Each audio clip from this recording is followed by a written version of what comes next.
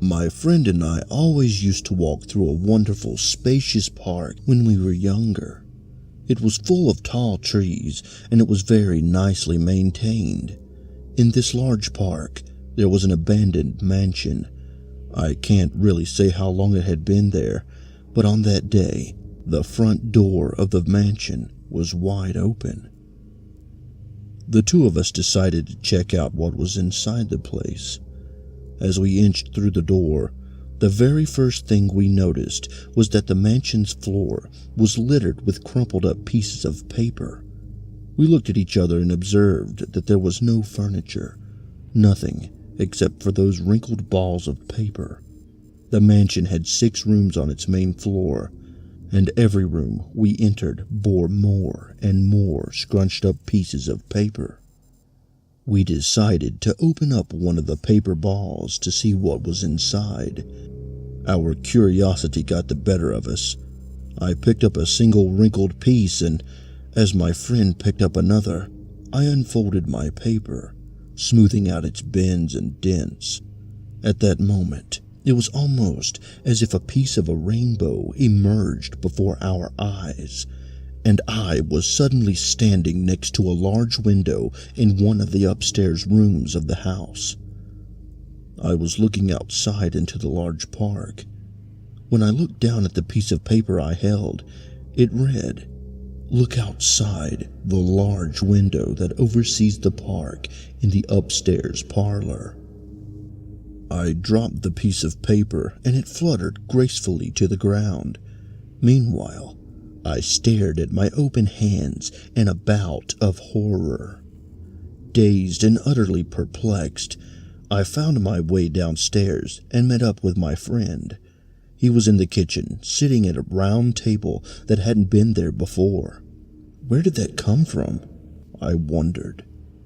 My friend stared at his opened paper and reread the words several times before he looked at me and turned the page my way. It said, "Go to the kitchen and sit at the round table."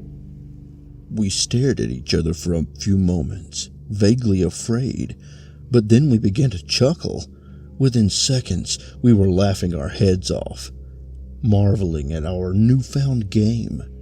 We could hardly believe what had happened, but being young as we were, the mystery was endlessly exciting. We decided again to open another scrunched up piece of paper. As we opened up the crumpled papers on the floor, we experienced the same sudden flash of rainbow colors, but this time I ended lying down in the field behind the mansion. When I peered onto the paper in my right hand, it read, "Lie down in the field behind the mansion." I giggled uncontrollably. After a few minutes of running around the house, I found my friend collecting multiple balls of paper in his arms, eager to experience more of these strange, exciting phenomena. We both got the gist of what was happening at this point.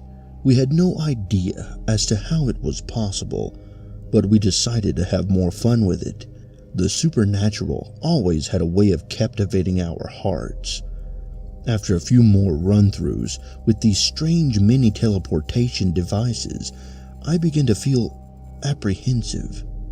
I wondered if, at one point, I would be placed somewhere I didn't want to be, or I'd be made to do something that I didn't enjoy. We continued though. Minute after minute, we unfolded many papers and traveled through bedrooms, closets, trees, but then, after having been on the roof of the mansion, I stood before my friend, dead on the living room floor. I didn't scream. I couldn't. "Murder him," I read on my crumpled page as I felt a surge of vomit and bile rising into my throat. Nothing came out, but the sickness in my throat spread to my stomach, my head, and my heart. I didn't know what to do. At this point, I began to scream and shout, praying to God for this to be a nightmare. I wanted it to go away. I wanted to rewind our day and be outside again, together, walking underneath the trees. All I could do was hide his body in the cupboard. I willed myself to be calm, and I hesitantly unfolded another paper in the hopes that the problem would correct itself.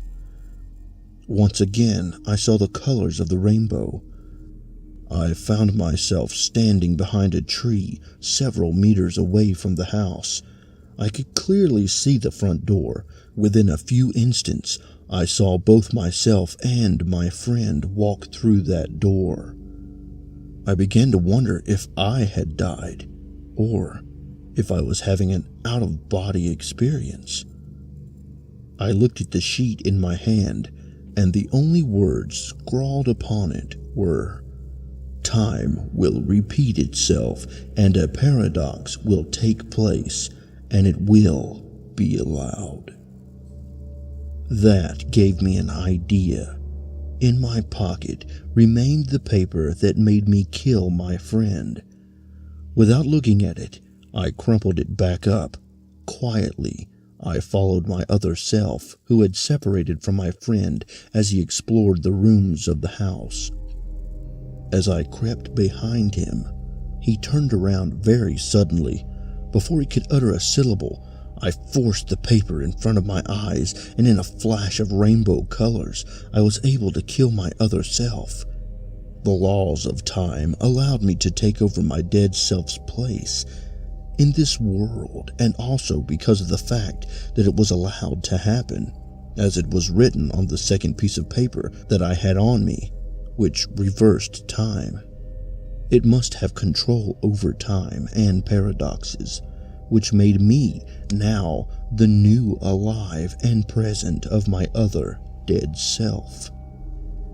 I hid my limp, bleeding, other dead self in a cupboard in the upstairs bathroom to rot. To my great relief, I heard my friend call my name downstairs. My friend who managed to stay alive and, well, my best friend. When I went downstairs, he greeted me excitedly, smiling childishly and being blissfully unaware of the situation. I pretended that nothing had happened. In a heartbeat, I told him that the house creeped me out and that it would be much better if we left. After that day, we never went near that mansion again. I don't know if anyone saw or heard about anything that happened between us, but I recently heard from another friend that the house had been demolished. And I can tell you with a great certainty that while this news was a relief, I dreaded the probable prospect that my corpse was uncovered in the bathroom cabinet.